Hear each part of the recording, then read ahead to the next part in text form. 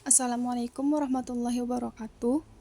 Perkenalkan, saya Raisatul Mahmuda dengan NIM 2405368 dari Prodi Pendidikan Ekonomi, Fakultas Ekonomi dan Bisnis Universitas Negeri Padang. Saya akan menjelaskan poin dari mind mapping yang telah saya buat mengenai teori evolusi manajemen. Yang pertama adalah teori manajemen klasik.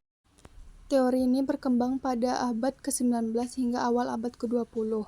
Hal ini merupakan respon terhadap kebutuhan efisiensi dalam industri yang berkembang sangat pesat. Tokoh utama dari manajemen klasik adalah Henry Fayol. Ia memperkenalkan 14 prinsip mengenai manajemen, serta tokoh lainnya adalah Max Weber dengan konsep birokrasi yang menekan pada hierarki yang jelas, pembagian wewenang, serta aturan formal untuk mengatur perilaku karyawan. Teori yang kedua adalah teori manajemen ilmiah. Teori ini dikembangkan oleh Frederick Taylor pada awal abad ke-20 untuk meningkatkan produktivitas melalui pendekatan ilmiah dalam proses kerja. Taylor menggunakan studi waktu dan gerakan untuk menentukan cara kerja yang paling efisien serta menekan pada pentingnya perekrutan dan pelatihan pekerjaan yang sesuai dengan tugasnya. Teori organisasi klasik. Teori organisasi klasik ini berfokus pada struktur formal organisasi. Max Weber berperan penting dalam konsep birokrasi yang mengutamakan aturan yang jelas, hierarki yang tegas, dan pembagian wewenang yang terstruktur.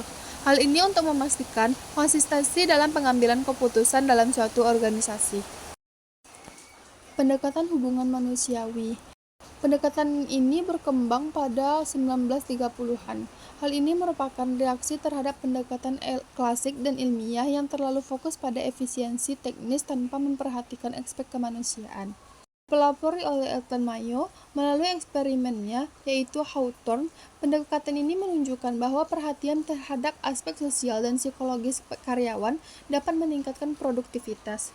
Fokusnya adalah pada motivasi, komunikasi, dan kepuasan kerja karyawan.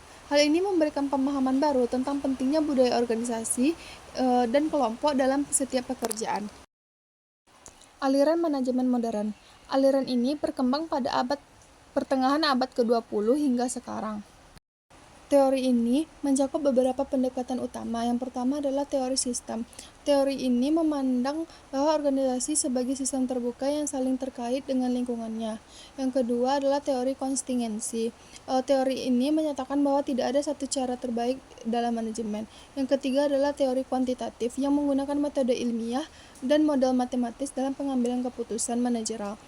Fokus aliran ini adalah pada fleksibilitas, inovasi, dan adaptasi terhadap dinamika eksternal. Teori evolusi manajemen yang terakhir adalah perilaku organisasi. Teori ini muncul dari pendekatan hubungan manusiawi dengan fokus yang lebih dalam pada perilaku individu dan kelompok dalam suatu organisasi. Fokus teori ini adalah pada pemahaman motivasi, komunikasi, kepemimpinan, konflik, serta budaya organisasi untuk menjamin manajemen sumber daya manusia yang lebih efektif ke depannya.